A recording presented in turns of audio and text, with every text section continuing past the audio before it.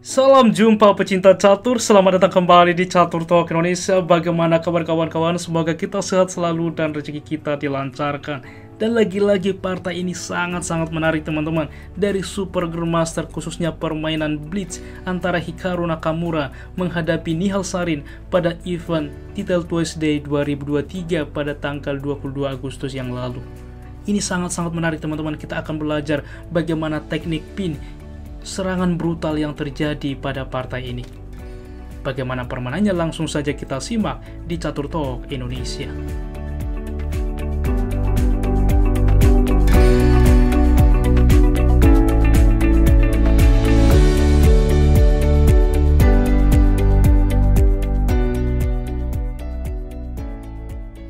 Pada teman-teman, di sini Hikaru Nakamura putih memulangkan dengan pion ke 4 dan Nihal Sarin E5, kuda ke F3 dan kuda ke F6, sehingga dengan kuda ke F6 permainan membentuk Russian game pertahanan Petrov.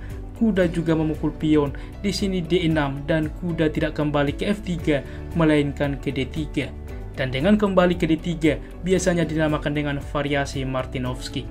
Kuda juga memukul pion sentral, berlanjut menteri ke E2, menteri ke E7, kuda ke F4. Kita lihat teman-teman, bagaimana manuver kuda yang coba dilakukan oleh Hikaru saat ini, di mana langkah selanjutnya untuk bermanuver ke depan ke petak D5 mengancam menteri, sehingga dicegah oleh Nihal Sarin memilih dengan pion ke F6.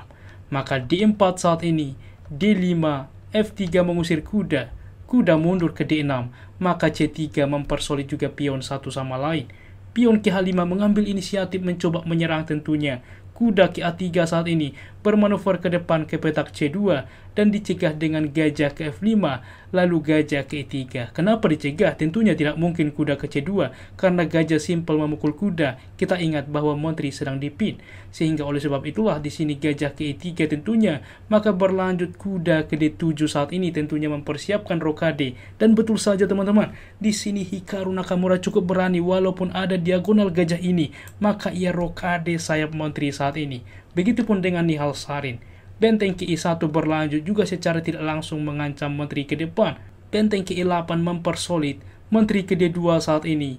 Maka kuda ke B6. Kita lihat outpost kuda ke depan ke petak C4.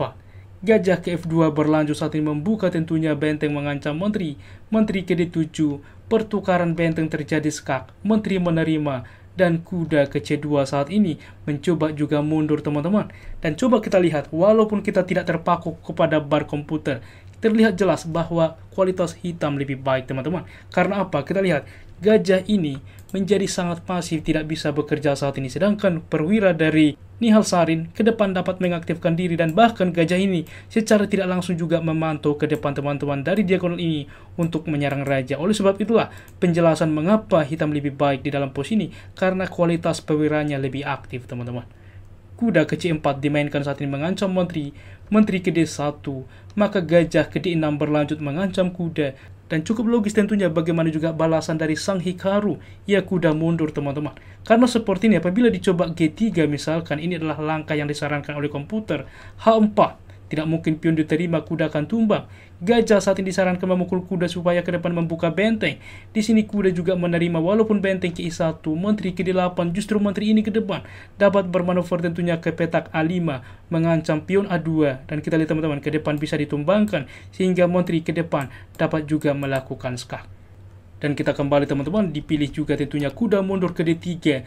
Maka apa yang dimainkan? Kuda ke A4 sangat menarik yang coba dibangun serangan dari Nihal Sarin. Saat ini mengancam juga pion teman-teman. Apa yang harus dilakukan oleh Hikaru? Dimainkan tentunya menteri ke E2 menawarkan menteri. Mungkin ada yang bertanya, mengapa bang tidak dicoba B3? Cukup logis ya, tentunya memforking keduanya. Masalahnya kuda akan memukul pion C3 saat ini tempo mengancam menteri.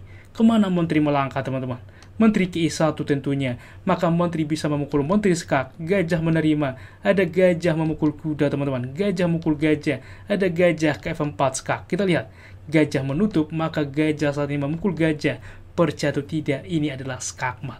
Inilah kuatnya bagaimana juga dua kuda saat ini yang nempel teman-teman. Kita kembali ke partai aslinya di dalam posisi seperti ini tentunya, dipilih oleh Hikaru, menteri juga langsung ke I2.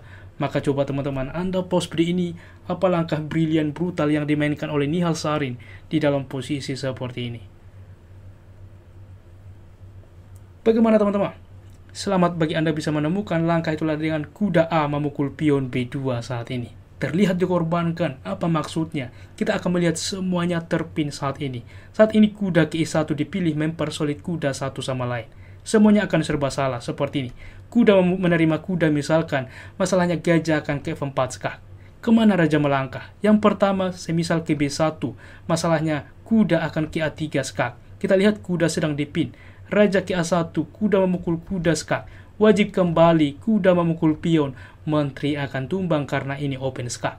Yang kedua, bagaimana tidak ke B1 tetapi saat ini ke D1 misalkan, kuda juga akan langsung memukul kuda skak. Raja ke E1, gajah juga langsung memukul kuda. Kita lihat bahwa menteri sedang dipin teman-teman. Menteri memukul menteri, pertukaran, gajah tentunya menutup karena dilakukan skak. Maka benteng menerima saja teman-teman. Raja ke F2, kuda ke D1 saat ini skak. Raja ke G1, benteng ke I1. Dan kita lihat teman-teman, apakah ini aman? Tidak bisa bergerak apa-apa yang dilakukan oleh putih. Sedangkan hitam semuanya leluasa untuk juga mengkeep teman-teman, menjaga. Sehingga terlihat terkesan bahwa Hikaru dipenjara oleh Nihal Sarin. Sangat-sangat menarik tentunya. Kita kembali ke partai aslinya. Sehingga tentunya dengan langkah brilian yang ditemukan oleh Nihal Sarin, kuda memukul pion B2. Saat ini kuda ke E1 dimainkan dan gajah ke A3. Kita lihat lagi-lagi mengepin teman-teman. Tidak bisa berpindah. Raja ke C2. Masalahnya raja ke C2 juga sedang terpin saat ini oleh gajah.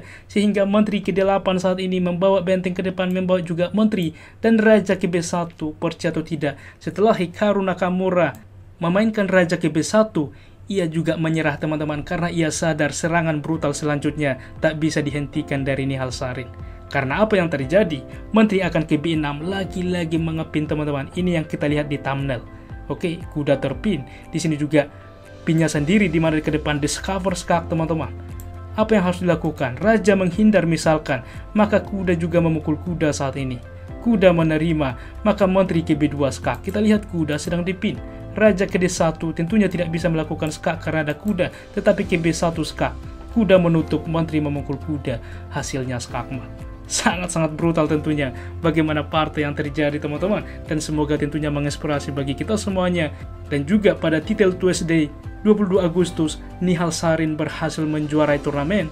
Diikuti Andre Esipenko, Hikaru Nakamura, Arjun Erikesi, Matthias Blubom, Daniil Dubov berada di peringkat ke-6 dan diikuti dengan pecatur-pecatur lainnya.